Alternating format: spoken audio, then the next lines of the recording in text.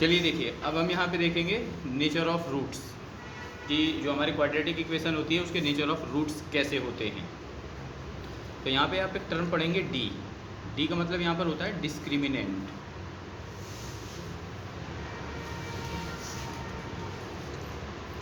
Discriminant ये जो हमारा डी होता है ये इक्वल होता है बी स्क्वायर माइनस 4ac। ठीक है, बी स्क्वायर माइनस 4ac। अब ये बी स्क्वायर बी ए सी ये कहाँ से आते हैं? तो ये आते हैं आपके उसी क्वाड्रेटिक इक्वेशन से जो आपने पढ़ी थी कि जिसका standard form A X square plus B X plus C is equal to 0 होता है। यहीं से ये ए है, ये बी है और ये सी है। अब नेचर ऑफ रूट्स कैसे होते हैं? तो यहाँ पे 3 कंडीशंस आती हैं। अगर हमारा बी स्क्वायर माइनस 4ac, अब मैं बी स्क्वायर माइनस 4ac कहूँ या फिर डिस्क्रिमिनेंट कहूँ, एक ही बात है। अगर ये हमारा बी स्क्वायर माइनस 4ac 0 से बड़ा है, इज ग्रेटर देन 0 है, ठीक है, ग्रेटर देन 0, अगर ये 0 से बड़ा है तो इसका मतलब होगा कि जो रूट्स होंगे, roots are real and distinct.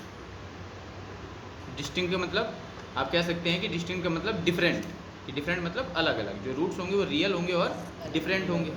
ठीक है, एक बार तो ये 0 से बड़ा हो गया B square minus 4ac। Second case में ये हो गया केस 1। सेकेंड केस में ये जो बी स्क्वायर माइनस 4ac होगा, मान लीजिए कि ये 0 के इक्वल हो गया। ठीक है, इस केस में भी जो रूट्स होंगे वो कैसे होंगे? Roots are real and equal. इस केस में ये इक्वल होंगे, रूट्स रियल भी होंगे और इक्वल भी होंगे। ठीक है, 2 कंडीशन हो गई। 0 से बड़ा है बी स्क्वायर माइनस 4ac, 0 से 0 के इक्वल हो गया। तीसरी कंडीशन कौन सी बची? 0 से छोटा। 0 से छोटा। तीसरी कंडीशन हो गई कि बी स्क्वायर माइनस 4ac जो है हमारा, ये छोटा हो सकता है 0 से। अगर बी स्क्वायर माइनस 4ac 0 से छोटा है तो इस केस में जो रूट्स हैं, roots are not real, roots real नहीं होते हैं। ठीक है, तो जब रूट्स रियल नहीं हैं then there is no need to find them, उन्हें फाइंड करने की कोई ज़रूरत भी नहीं होती है। ठीक है, ऐसी कंडीशन में इन्हें फाइंड करने की ज़रूरत भी नहीं पड़ती है। इनको फाइंड करते हैं लेकिन इनको आप फाइंड करेंगे 11th क्लास में जा कर के। ठीक है, 9th-10th में इनकी ज़रूरत नहीं पड़ती है। अब उसके बाद में यहाँ पे एक फैक्टराइजेशन मेथड आता है। ठीक है ना, फैक्टराइजेशन मेथड से इसको कैसे जो है फाइंड करते हैं तो वो चीज़ आप यहाँ पे देखेंगे। यहाँ पे इसके रूट्स निकालने के लिए एक फॉर्मूला होता है, x is equals to minus B plus minus under root B square minus 4ac upon 2a। ठीक है, ये 2 रूट्स निकालने के लिए फॉर्मूला है। ठीक है, इसे क्वाड्रेटिक फॉर्मूला कहते हैं। ठीक है, इसे ये क्वाड्रेटिक फॉर्मूला होता है आपका। अब यहाँ पे कितने फॉर्मूले लिखे हैं बताएंगे आप? यहाँ पे 2 फॉर्मूले लिखे हुए हैं, एक इस प्लस साइन से बनेगा और दूसरा इस माइनस साइन से बनेगा। अगर मैं इनको अलग अलग करके लिखूँ तो ये हो जाएगा x is equal to minus B plus under root B square minus 4ac upon 2a। इससे आपका एक रूट निकलेगा और x is equal to minus B minus under root B square minus 4ac upon 2a, इससे आपका दूसरा root निकलेगा। ठीक है, तो किसी भी क्वाड्रेटिक इक्वेशन के आपको पता है कि 2 रूट्स होते हैं। ठीक है, वही दोनों रूट आपको इस इक्वेशन से, मतलब इस फॉर्मूले का यूज़ करते हुए आपको निकाल लेने हैं।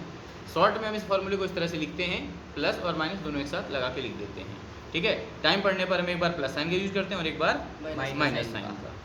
ठीक है, अब आगे हम प्रोसीड करेंगे एक्सरसाइज को। तो अब देखते हैं एक्सरसाइज नंबर 4.3 के अंदर किस टाइप के क्वेश्चंस हैं। तो देखिए, जैसे कि यहाँ पे दे रखा है, कह रहा है find the nature of the roots of the following quadratic equation if the real root exist find them. सबसे पहले तो कह रहा है find the nature of the roots, कि नेचर ऑफ द रूट्स, जो रूट्स हैं उनका नेचर बताइए कि नेचर कैसा है। नेचर का मतलब हो गया भाई यही वाले कि रूट्स या तो रियल होंगे, ठीक है, या फिर नॉट रियल होंगे। अब कहता है कि if the real root exist, कि भाई अगर रियल रूट एग्जिस्ट करते हैं तो उन्हें फाइंड करो। ठीक है, फाइंड कर लेंगे हम उसे क्वाड्रेटिक फॉर्मूला का यूज करते हुए फाइंड कर लेंगे। ठीक है। तो जैसे कि हमारी पहली इक्वेशन है, हम अपनी पहली इक्वेशन नोट कर लेते हैं, 2x square minus 3x plus 5, 2x square minus 3x plus 5 is equals to 0। ठीक है। तो अब हम सबसे पहले ये चेक करेंगे कि इसके रूट्स कैसे हैं। तो उसके लिए इस इक्वेशन को कंपेयर करना होगा। Comparing equation with ax square plus bx plus c is equal to 0 से इससे कंपेयर करेंगे। तो भाई a की वैल्यू क्या हो गई 2, b की वैल्यू -3, c की वैल्यू 5। ठीक है, इस तरीके से ये वैल्यू हो गई इसकी। अब हम यहाँ से सबसे पहले निकालेंगे b स्क्वायर माइनस 4ac। हम b square minus 4ac calculate करेंगे और फिर इसे 0 के साथ कंपेयर करेंगे। ठीक है, तो b की वैल्यू क्या हो गई -3 का स्क्वायर माइनस 4 इंटू ए की वैल्यू 2 इंटू 5। ठीक है, -3 का square 9, it will be 9, minus 4 two 8 5 जा 40, 40, 9 में से 30 माइनस करेंगे इट विल बी -31। भाई ये -31 आ रहा है, 0 से तो छोटा है। -31 इज लेस देन 0, मतलब हेयर वी गेट क्या पता चला हमको कि b square minus 4ac is smaller than 0। भाई 0 बड़ा है इससे, क्योंकि नंबर माइनस में आ रहा है। ठीक है, ये 0 से छोटा है। ठीक है, तो इसका मतलब हुआ नो रियल रूट्स, कि इसके जो रूट्स हैं वो रियल नहीं है। ठीक है, या नो रियल रूट्स लिख दिया, या real root does not exist. मतलब आप ऐसे लिख दीजिए कि real roots do not exist, कि रियल रूट्स एग्जिस्ट नहीं करते हैं। ठीक है, अगर रियल नहीं है रूट तो आपको फिर इसको आगे उसके रूट्स फाइंड करने की ज़रूरत नहीं है। ठीक है, अगर रूट्स रियल होते तो उन्हें फाइंड करते। जैसे एक अनदर एग्जांपल देख लेते हैं हम, थर्ड क्वेश्चन कर लेते हैं। पहले यहीं से कैलकुलेट कर लो। देखो -6 का स्क्वायर करोगे आप 36 हो जाएगा, 4 2 जा 8, 8 3 जा 24। इसके रूट रियल हो सकते हैं। ये रूट वाला है, अगर आप कहें तो मैं रूट वाला बता दूँ। भाई इसका भी स्क्वायर करोगे b का स्क्वायर, तो 4 4 जा 16 और 16 3 जा 48, 16 3 जा 48 हो गया। और फिर -4ac, a एंड c, 4 4 जा 16 3 जा 48, ये आ जाएगा 48 -48, इसका 0 आएगा। इसके रूट रियल आएंगे पर सेम आएंगे। ठीक है ना। 3 अलग अलग कंडीशन मैंने आपको बताई, वो तीनों ही 3 क्वेश्चन में यूज हो रही हैं। हम थर्ड क्वेश्चन में देखते हैं रियल रूट आता है तब क्या करते हैं। तो जैसे हमारा थर्ड क्वेश्चन है 2x square, it is 2x square minus 6x plus 3 is equals to 0। ठीक है, 2x square minus 6x plus 3 is equals to 0। अब यहाँ पे सेम कंडीशन सबसे पहले से कंपेयर कर लेंगे। कंपेयरिंग, अब ये जो इक्वेशन है, comparing equation with ax square plus bx plus c is equal to 0 के साथ कंपेयर कर देंगे इसे। तो a की वैल्यू 2 मिल गई, b की वैल्यू -6, c की वैल्यू 3। ठीक है, हमें b square minus 4ac calculate करना है। The value of b is -6 का स्क्वायर माइनस 4 इंटू a की वैल्यू 2 इंटू c की वैल्यू 3। 6 का स्क्वायर -6 का स्क्वायर 36। किसी भी माइनस का जो नंबर होगा उसका स्क्वायर हमेशा पॉजिटिव आता है।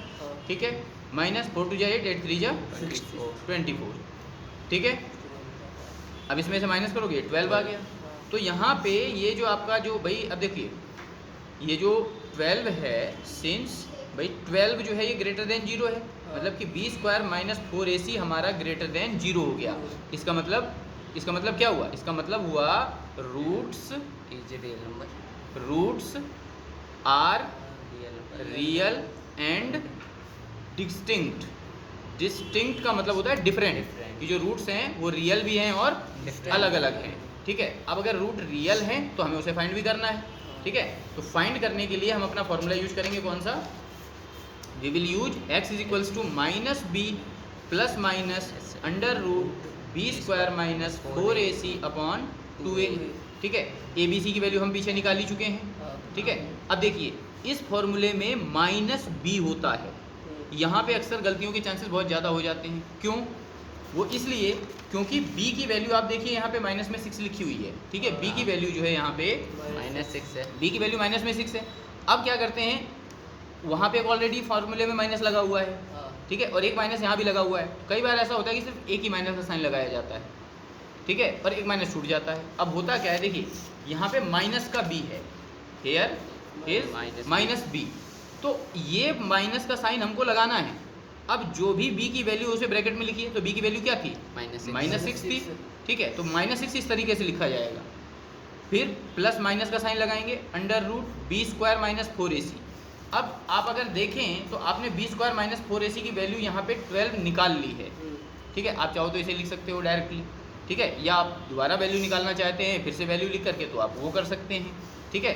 तो b² - 4ac की वैल्यू हम ऑलरेडी 12 यहाँ निकाल चुके हैं, तो वही 12 हम यहाँ यूज कर लेंगे। ये हमने 12 यूज कर लिया अपॉन 2a, 2 इंटू a की वैल्यू क्या थी 2, a की वैल्यू 2 थी, ठीक है। अब यहाँ से माइनस इंटू माइनस ये प्लस हो जाएगा, तो x इज इक्वल्स टू ये 6 हो गया, प्लस माइनस। अब 12 को जब फैक्टराइज करोगे आप, तो भाई 12 को आप जब फैक्टराइज करेंगे तो 2 2 जा 4, 4 3 जा 12, इस तरीके से हो जाएगा, अपॉन में 2 हो जाएगा, ठीक है। अब x इज इक्वल्स टू हो गया 6 प्लस माइनस, अब देखिए जिसका पेयर बनता है वो बाहर आ जाता है, ये 2 बाहर आ गया, ये 2√3 हो गया, अपॉन में 2 हो गया। अब यहाँ से एक बार हम पॉजिटिव साइन ले लेंगे और एक बार निगेटिव साइन ले लेंगे, और हमारे दो अलग अलग रूट निकल आएंगे। तो यहाँ से आप ले लीजिए टेकिंग पॉजिटिव साइन, कि मतलब हम प्लस का साइन ले रहे हैं, तो x इज इक्वल टू बन जाएगा 6 प्लस 2√3 अपॉन 2। अब देखिए यहाँ से क्या होगा, 2 कॉमन आ जाएगा, 2 कॉमन आ जाएगा, तो जब 2 कॉमन लोगे तो हो जाएगा 3 प्लस √3 अपॉन में 2, 2 से 2 कैंसिल आउट हो गया, और ये हो गया 3 प्लस √3, तो एक रूट तो 3 प्लस √3 आ गया। अब एक बार यहाँ पे आप ले लीजिए निगेटिव साइन, तो टेकिंग निगेटिव साइन, ठीक है, निगेटिव साइन ले लिया आपने, तो x इज इक्वल टू हो गया 6 माइनस 2√3 अपॉन में 2, ठीक है। 6 माइनस, अब यहाँ से कॉमन ले लीजिए आप, यहाँ से 2 कॉमन ले लीजिए, तो जब 2 आप कॉमन लेंगे तो यहाँ बचेगा 3 माइनस √3 अपॉन में 2, 2 से 2 कैंसिल आउट हो गया, इज इक्वल टू 3 माइनस √3, तो x की ये दो वैल्यू आ गई, ठीक है। तो एक x का रूट ये हो गया और एक x का रूट ये हो गया, तो इस तरह से आपके दो रूट्स निकल गए, ठीक है। अब देखिए जैसे नेक्स्ट क्वेश्चन है, find the value of k for each of the following quadratic equation so that they have 2 equal roots. अब इसने क्या कंडीशन दे रखी है, कह रहा है k की वैल्यू फाइंड कीजिए, ठीक है, और जो क्वाड्रेटिक इक्वेशन है उसके इक्वल रूट्स हैं। ये जो इक्वेशन इसने दे रखी है, ये कंडीशन ऐसी है कि इसके जो रूट्स हैं वो इक्वल हैं। अब इक्वल रूट की कंडीशन क्या होती है, इक्वल रूट की कंडीशन क्या है, यहाँ पे अभी आपको बताई कि भाई इक्वल रूट की जो कंडीशन है कि b² - 4ac should be equal to 0। अगर ये 0 के बराबर हो जाएगा तो रूट इक्वल होंगे। अब क्योंकि इसने हमें कह के दे रखा है कि रूट इक्वल है, इसका मतलब कि b² - 4ac 0 के बराबर इक्वल होगा, ठीक है, 0 के इक्वल होगा। तो बस अब इसको इस तरह से सॉल्व कर लेना है, यहाँ से k की वैल्यू फाइंड कर लेंगे। तो जैसे हमारा फर्स्ट क्वेश्चन है,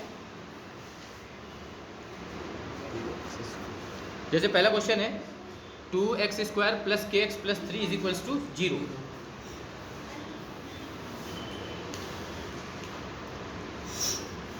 to x square plus kx + 3 = 0, ठीक है। अब देखिए करना हमको सेम है, इसको सबसे पहले कंपेयर करेंगे, comparing with ax² + bx + c = 0 लिख लीजिए, कंपेयरिंग इक्वेशन लिख लीजिए, यहाँ पे लिखना है तो, ठीक है। इक्वेशन ax² + bx + c = 0, ये स्टैंडर्ड इक्वेशन होती है क्वाड्रेटिक इक्वेशन की, इसके साथ कंपेयर करना है। a की वैल्यू 2 हो गई, b की वैल्यू k हो गई, और c की वैल्यू 3 हो गई। अब since roots are equal, roots are equal, भाई ये कंडीशन तो इन्होंने दे रखी है, रूट्स इक्वल हैं। अब अगर रूट्स इक्वल हैं तो क्या होता है, देयरफॉर b² - 4ac = 0। इसका मतलब b² - 4ac भी 0 के बराबर होगा, ठीक है। रूट्स इक्वल होने की एकमात्र एक कंडीशन है। अब b की वैल्यू देखिए क्या है, k, तो k का स्क्वायर हो गया -4 × a की वैल्यू 2 × c की वैल्यू 3, इज इक्वल्स टू 0। ठीक है, अब के स्क्वायर ये हो गया के स्क्वायर माइनस 4 2 जा 8, 8 3 जा 24। ठीक है, इज इक्वल्स टू 0। तो के की वैल्यू क्या आ जाएगी, के स्क्वायर की वैल्यू 24 हो गई। हाँ ठीक है, के स्क्वायर की वैल्यू 24 हो गई। अब जब के की वैल्यू आप निकालोगे तो देखिए, अब एक बात का यहाँ से ध्यान रखिएगा, ये क्वाड्रेटिक इक्वेशन है, इसकी दो वैल्यूज आती हैं। तो जब भी स्क्वायर से आप वैल्यू उस तरफ लिखेंगे रूट में, तो यहाँ प्लस माइनस का साइन लगा करके आप लिखेंगे, क्योंकि माइनस का स्क्वायर करेंगे तो भी वैल्यू पॉजिटिव ही आएगी, और पॉजिटिव का स्क्वायर करेंगे तो भी वैल्यू पॉजिटिव ही आएगी। अब इसका फैक्टर कर लीजिए। ठीक है, 6 4 जा 24 होता है, तो के की वैल्यू जब आप इसे फैक्टराइज करेंगे कि भाई 2 2 जा 4, 4 2 जा 8, 8 3 जा 24, ये 2 बाहर आ जाएगा। ठीक है, प्लस माइनस ये 2 बाहर आ गया, जिसका पेयर बना, और अंडर रूट में 6 हो गया। तो के की वैल्यू जो आ गई वो plus minus under root 2 under root 6 आ गई। ठीक है, के की value plus minus 2 under root 6 आ गई। ठीक है, ऐसे ही इसका जो सेकंड पार्ट है वो कर लेंगे आप। ठीक है, proceed to third question. Third question में कह रहा है, is it possible to design a rectangular mango grove whose length is twice its breadth. ठीक है, is it possible and the area is 800 metre square. अब इसने क्वेश्चन पूछा कि भाई क्या एक मैंगो ग्रूव मतलब आम का बगीचा जैसा, ठीक है, आम का बगीचा है, वो रेक्टेंगुलर शेप में है, जिसकी जो लेंथ है वो ब्रेथ की ट्वाइस है, और रेक्टेंगुलर शेप में है। अब रेक्टेंगुलर क्या होता है भाई, रेक्टेंगुलर मतलब रेक्टेंगल, जैसे इस टाइप से हमने ये बना लिया ऐसे। ठीक है, ये रेक्टेंगल हो गया। अब इसने कहा कि जो इसकी लेंथ है वो ब्रेथ की ट्वाइस है। अगर हमने ब्रेथ को x माना तो लेंथ ऑटोमेटिकली 2x हो जाएगी, दुगनी, डबल। ठीक है, रेक्टेंगल की अपोजिट साइड इक्वल होती है। ठीक है, तो इस तरह से अब ये एक मैंगो ग्रूव हो गया। अब इसने कंडीशन हमें दे रखी है कि भाई उसका जो एरिया है ना वो 800 मीटर स्क्वायर होना चाहिए। इफ़ सो, अगर ऐसा है, then find its length and breadth, तो उसकी लेंथ और ब्रेथ पता कीजिए। ठीक है, तो अब हमने यहाँ पे मान लिया कि लेट द ब्रेथ, यहाँ पे ब्रेथ लीजिए, ब्रेथ को BREATH, let the breadth is equal to x। ठीक है, मीटर, 800 मीटर स्क्वायर दे रखा है, तो x मीटर हो गया। तो लेंथ कितनी हो जाएगी, लेंथ ऑटोमेटिकली 2x हो जाएगी। अब क्योंकि देखो ये रेक्टेंगुलर शेप में, इसका एरिया भी दे रखा है, एरिया ऑफ जो मैंगो ग्रूव दे रखा है वो दे रखा है इन्होंने 800 मीटर स्क्वायर। अब एरिया ऑफ रेक्टेंगल का फॉर्मूला क्या होता है, length into breadth, length into L into B. ठीक है, लेंथ इंटू ब्रेथ। तो इसका मतलब ये हुआ अकॉर्डिंग टू क्वेश्चन कि भाई x मल्टीप्लाइड बाई 2x, भाई लेंथ 2x हो गई और ब्रेथ ये हो गया, तो लेंथ इंटू ब्रेथ या ब्रेथ इंटू लेंथ जैसे भी कर दो, is equal to 800 metre square आना चाहिए। तो 2x into x will be 2x square is equals to 800। अब ये 2 उधर जाके डिवाइड करेगा, भाई डिवाइड कर देगा। ठीक है, ये उधर जाके जब डिवाइड कर लेगा तो ये हो जाएगा x square is equal to 800 by 2, और ये आ गया काट के 400, और x square is equal to हो गया 400, और x की वैल्यू आ जाएगी 20। इसका स्क्वायर रूट निकाल लोगे तो ये आ गया 20 मीटर। तो भाई x की वैल्यू 20 मीटर आ गई। ये क्या हो गई, ये हो गई इसकी ब्रेथ, जो ब्रेथ हो गई इज इक्वल टू 20 मीटर हो गई। ठीक है, और जो इसकी लेंथ हो गई वो भाई 2x थी, 2x तो मतलब कि 2 into 20 is equal to 40 metre. तो इसका सीधा मतलब ये हुआ कि यहाँ पे पॉसिबल है।